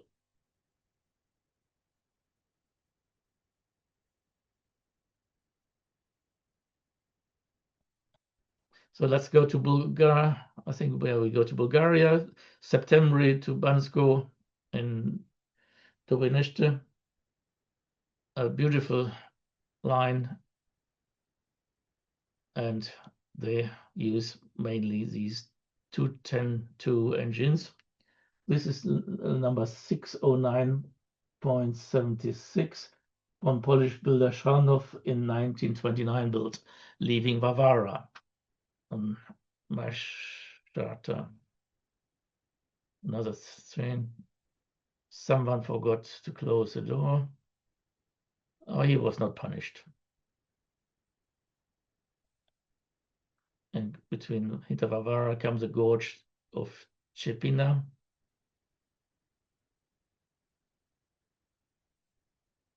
And then Chepina, then we come beyond Chepina, the road is parallel. Today this is spoiled because it's a modern rebuilt the road, so it's no longer as nice. Here we come to this place around Kostandovo, some 20 kilometers from September, close to the summit. Before we come down to Velingrad. By the time I had only the choice, two passenger freight wagons are available, and these, otherwise all old stuff is gone. So we had to accept this on all visits. Our friends were also here. You see, this is a place near Raslok station. We crossed the passenger train. This is in the Raslok area here, and you see a southbound train for Bansko, and still we had in May the snow-covered mountains. Beautiful line, some 120 kilometer long, extremely spectacular, and still today a regular service with diesel locomotives. Okay, maybe my last standard gauge locomotive I show you today is this F-coupled engines are out of this world. It's the only one which is serviceable, and this Polish built locomotive here leaving Kajali in Bulgaria on a charter train which I ran with my friend Tilo Bilzer in 2016, leaving Kajali with a Kriegslok. So we come closer to the end. We go to Romania. I show you the standard government railways, CFR, narrow gauge, from Sibiu to Agnita. I show you Moldovita and Bijus narrow gauge. This is a CFR engine, an 080 tender engine, and it's built by Malaxa in 1949. They tried to repair this engine, and maybe it come one day again. And here with a mixed train, of course, I have to pay to repaint the coaches in the authentic livery. Moldovita, there was nothing to repaint, a very old Kraus & Co. locomotive built in 1921 on the Moldovita line, narrow gauge. A charter we have done some 10 years ago or so. It goes in the forest north of Moldovita. Gauge Guenter is a famous line, picture from Peter Minder in the winter. And this line is still in existence and run regular traffic and also tourist trains even today. Another picture from Peter. I have to scan my own pictures, but also very cooperative crews, and everything was very splendid memories from these lines during some 30 years or so.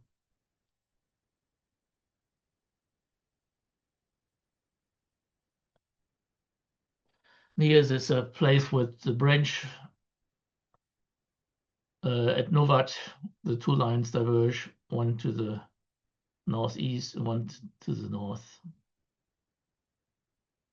Poland, many people know this.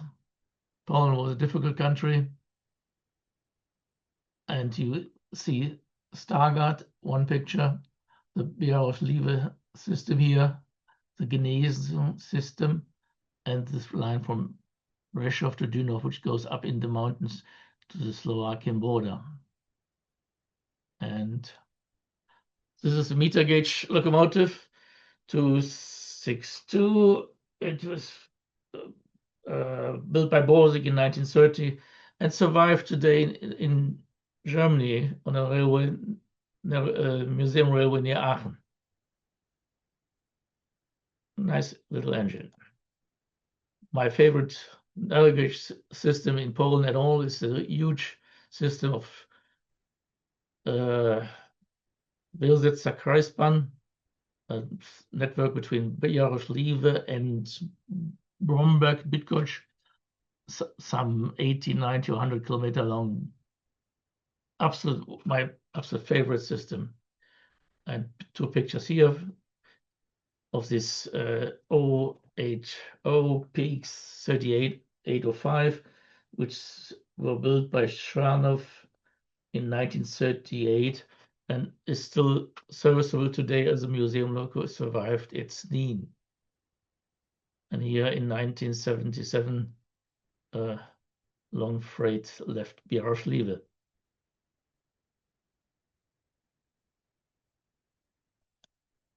The Gnesen network also used transporters, and just here in the yard at Gnesno. PX 48 is a 080 tender engine, and this is built also by Shranov, later Fablok, at 1950. From 1950 on. Here, street running, south of Gnesno. Oh no, sorry, another standard gauge locomotive. But the thing is, this engine is so lovely. I had to show you. 260 Prussian T93, beautiful locomotive built by Union in 1908. This is a charter train we had in around 2000. I think lovely train, lovely scenery. Back to the narrow gauge, Dynów, a train from Przeworsk to I forgot the name, is Rzeszów to Dynów. For this train, a friend of us brought a locomotive from Gnesno system by road for nearly 800 kilometers to have a couple of days on charter here. And also lovely days, I remember, at least 12 years ago. So you have nearly made it. Last few pictures we show you in Gaiveron. Gaiveron is close to the border here, and the system survived until today and have even still charter trains for tourists. And so the last few pictures, Gaiveron with a remarkable engine. This is built between 1947 and 1956 by various builders, and there were reparation engines. Germany has to pay to the Soviet Union reparation, of course, and other countries. And so this is a GR 280 was one of the engines. This engine is still serviceable today here in Gaiveron. And the line runs parallel leaving Gaiveron, and we had a lovely train on my charter visit in the Ukraine. I made some 9 times 1 week charter trips to Ukraine, and on 2 occasions we ran here too and saw this lovely engine. And this was our main tour train, which we had during the week. This time was the SU class, this broad gauge 1524 millimeter gauge. Overtake our narrow gauge train here. About 2,600 locomotives were built of this broad gauge locomotive, and what in Germany is the Prussian P8. For the Soviet Union, it was the SU, the classic locomotive. And so we nearly here another chance in the last slide. And the last slide for the reparation loco. And dear friends in Australia, England, and beyond, you made it. We come to the end of my visit in Europe and from my friends. Thank you so much, Guenter. That was fantastic. I don't know what to say really, because not only was the subjects absolutely fascinating, but the photography was out of this world. It was like a postcard, display of wonderful locomotive examples right through that part of Europe. Look, thanks so much, Guenter, for bringing that to us today. It's been fantastic.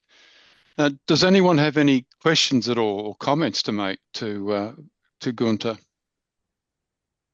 Just my most recent one, 1970s, and you weren't arrested. You got all of that wonderful photography.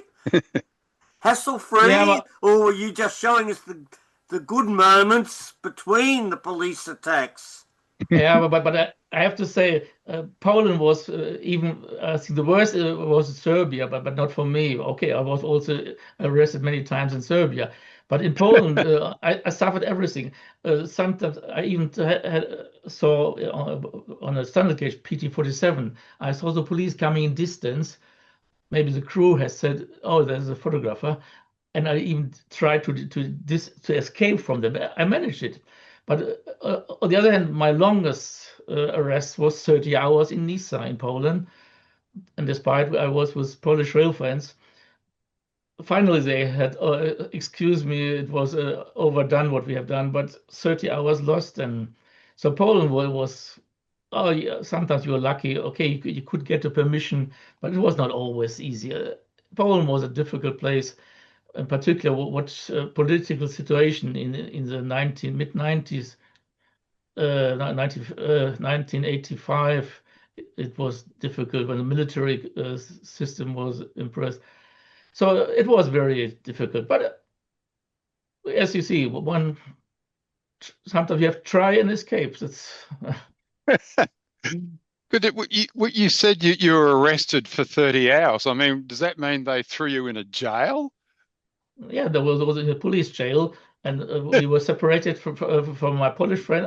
I met 2 Polish folks, and but they separated us. The system problem was there was at Nysa we had awful weather, photographed an OK-22. And when we came back to the car, I found my Volkswagen surrounded by some unfriendly people. Later I found out, okay, it was a military training camp, but there was no sign, and even the Polish people didn't knew. So how you can realize that this is maybe not the ideal location on a poor weather? Okay, that's life. I think you must be the ultimate narrow gauge or steam locomotive rail fan. You must be the ultimate. You go to any length to get that wonderful photograph, and you certainly got them. But gee whiz, what a story! You could write a book about all this, illustrated with your photographs, but also stories about having spent 30 hours in a Polish slammer. I mean, yeah. I think that for me, this hobby is the best. What I could do, you could do many things. Okay, I would like to dive, but my ears were not good. So I have done the best hobby of the world, and otherwise I would not have seen so much different. The rail fans go into the place where nobody is going. In Turkey, who goes to the Armenian border at minus 30 degrees? But the rail fans go there.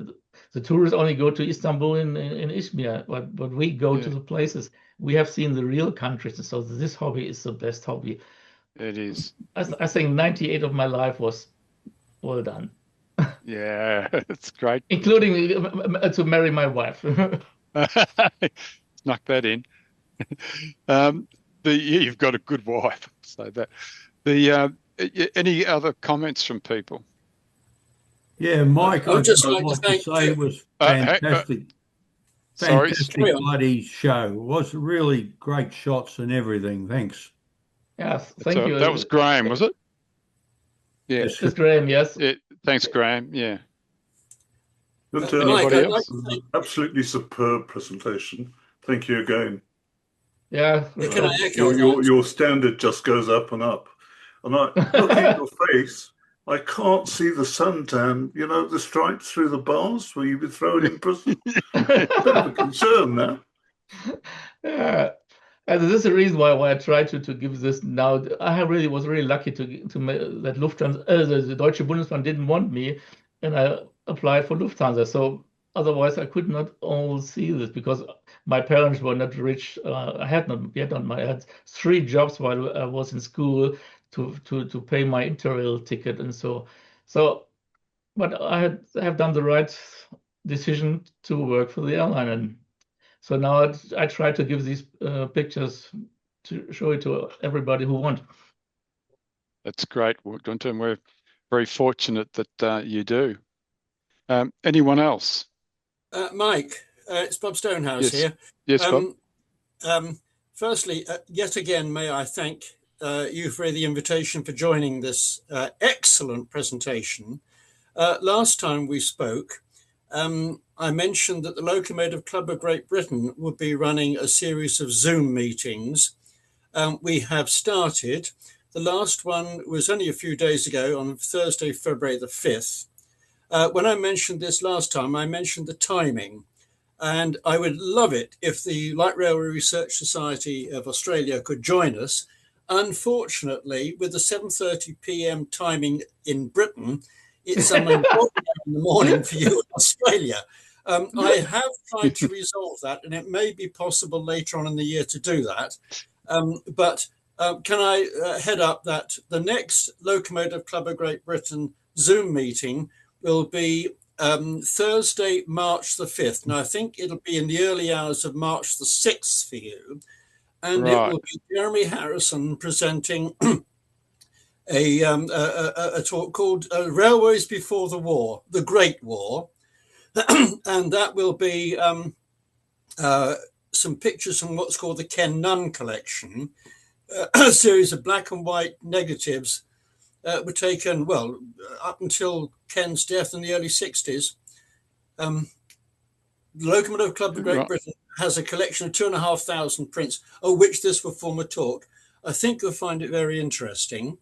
You mentioned how good a photographer Guenter is. Yes, Excellent show this morning. Really, really good. But last Thursday we had Colin Meal. Now, Colin is, in fact, Guenter was there. Guenter was shared our presentation. It was good, wasn't it, Guenter? Yes, indeed. So Colin Meal would, I think, would not be averse to sharing his experiences, which are of steam in the latter days of the UK, and then the first searches for it overseas. And Colin is as well travelled as Guenter. And I think I could not decide who's the better photographer, because they're both very, very good. Okay. What I will do is I will try and communicate the link that the LCGB has. It's the LCGB website. That's lcgb.org.uk. And then there's a link through to certainly the April meeting. But if it is possible for you to join us, or members in Australia, I would be absolutely delighted.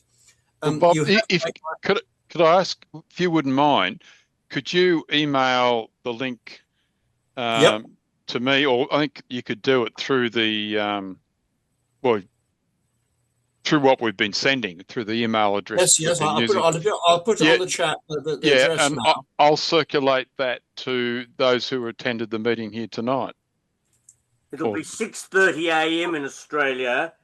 I don't think that exists. Because we're on daylight saving and you aren't. That's after. I am aware of that. Yes, I am aware of that. And that's favourable timing. Yeah. I would pass a comment about Ken Nunn. A lot of his photographs are actually on glass plates, and the detail is absolutely outstanding. Wow. And well to see. Well, that's Ken great. Nunn was the club's president until his death, up to his death in 1965. Right. He left behind a loft full, apparently, of these glass negatives. As Richard says, they are superb quality. I gather that his widow said to the LCGB, "You'll help yourself." There was a lot of damage, but out of it came several thousand pictures. The custodian of the collection, the late Graham Stacey, wanted to downsize. Nobody else was prepared to take it on, so the collection was sold to the National Railway Museum in York. But the Loco Club have 2,500 prints, from which Jeremy has selected a very good selection. So you've got all sorts of things in the Edwardian era, so going way back. I think the content will absolutely fascinate you. Well, thanks very much, Bob. The invitation to Australia is to join us. I'm putting in the link now, or the details. If you could email that through to us, I'll circulate that to everybody who's here tonight. Thank you very much for that. Anyway, yeah. Thank you. Could I just raise one point? Yeah. Do you think there's a way that the members of the RSA could get a waiver for the joining fee?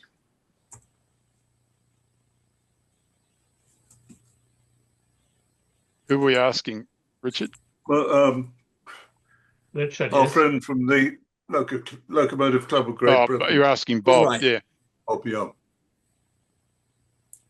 Could you repeat the question, please, Richard? Yeah, Bob, is there any way that we can arrange a waiver for the joining fee for the LRSA members? There is the Loco Club Zoom meetings are free to all subscribers and participants. That's great. And that includes the RCTS, it includes the SLS, I'm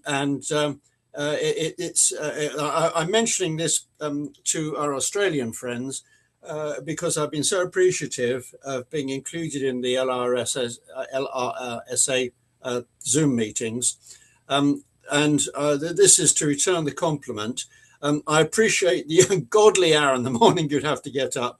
But last week, when, say, Guenter participated, we had one participant from South Africa, one from Chicago, and two from Germany.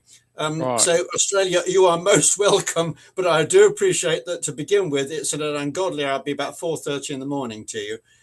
But you are most welcome. I'm sending the link, the address of the LCGB, and I'm sending that now. Okay, thanks very much, Bob. Okay, got that. Any questions, come back to me. Yep, No worries. Thank you very much for that, Bob. That's My great. pleasure. Thank you. No problem. Anything else from anyone else?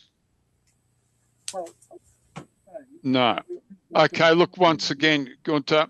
And by the way, we've signed Guenter up again for 12 months' time. I'm not sure he's aware of that, but